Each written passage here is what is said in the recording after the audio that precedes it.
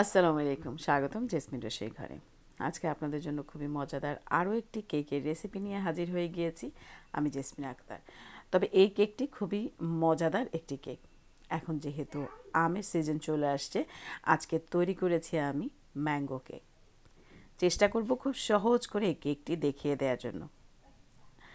আমি এখানে প্রথমে নিয়েছি ডিম। আমি 2টো ডিম এই কেকের জন্য ব্যবহার করছি।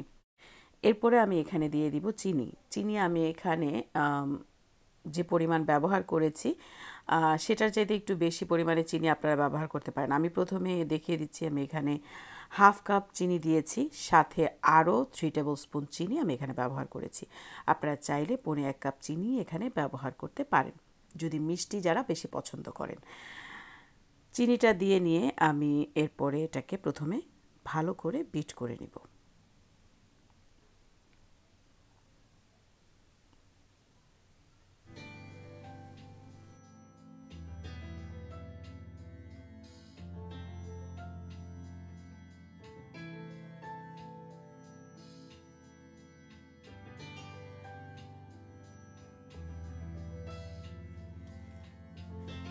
ডিমটাকে বিট করে নেওয়ার পর যখন চিনিটা ভালো মতো গলে যাবে, এরপরে দিয়ে দিচ্ছি 1/2 কাপ তেল।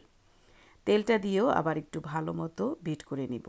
বিট করে নেওয়ার পরে যখন সবগুলো উপকরণ মিশে যাবে একসাথে, তখন আমরা এর ভেতরে বাকি উপকরণগুলো একে একে দিব, আপনাদের সাথে শেয়ার করব। যারা কন্টিনিউ আমার ভিডিওগুলো দেখেন কিন্তু এখন পর্যন্ত আমার চ্যানেলটিকে সাবস্ক্রাইব করেননি, আশা করি আমার চ্যানেলটিকে সাবস্ক্রাইব করে নেবেন এবং পাশের বেল আইকনটিও প্রেস করে রাখবেন প্রত্যেকটা নতুন নতুন ভিডিও নোটিফিকেশন পাওয়ার জন্য। আমি চেষ্টা করি সব সময় সহজ এবং মজাদার রেসিপি নিয়ে আসার জন্য। এবার দিয়ে দিচ্ছি ম্যাঙ্গো পিউরি 1/2 কাপ। আমি একটা ম্যাঙ্গো নিয়ে এটাকে কেটে ব্লেন্ড করে নিয়েছি।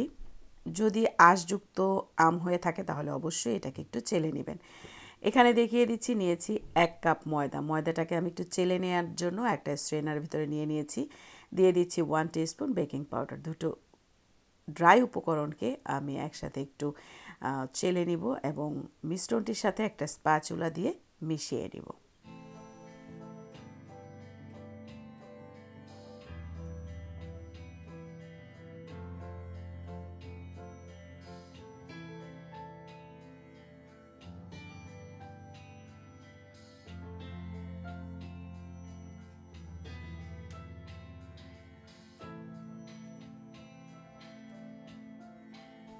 সবগুলো উপকরণ এভাবে মিশিয়ে নেওয়ার পরে এবার আমি কেক মোল্ডে ঢেলে দেব।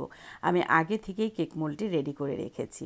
একটা কেক মোল্ডের ভেতরে প্রথমে একটু অয়েল ব্রাশ করে নিয়ে চারপাশে এবং নিচে একটা পার্চমেন্ট পেপার কেটে বসিয়ে দিয়েছি।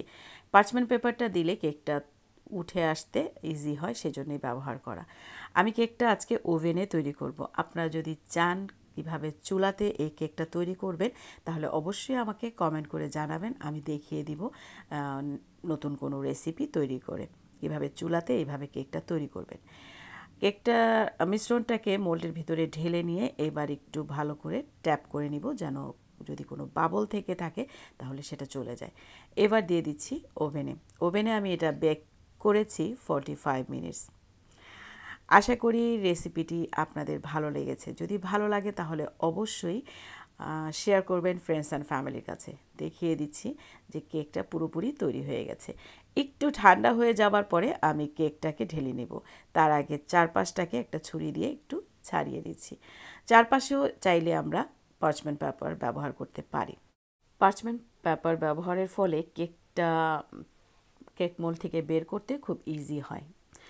আবার আমি আরেকভাবেও করে থাকি, একটু অয়েল ব্রাশ করে নিয়ে চারপাশে ময়দা ছিটিয়ে দিই, তাতেও কেকটা খুব ইজিভাবে উঠে আসে। এবার দেখাচ্ছি কতটা সফট হয়েছে এই কেক। এখন যেহেতু আমের সিজন, আপনারা ঘরে খুব সহজেই এই রেসিপিটি তৈরি করে নিতে পারেন। আশা করি রেসিপিটি ভালো লেগেছে।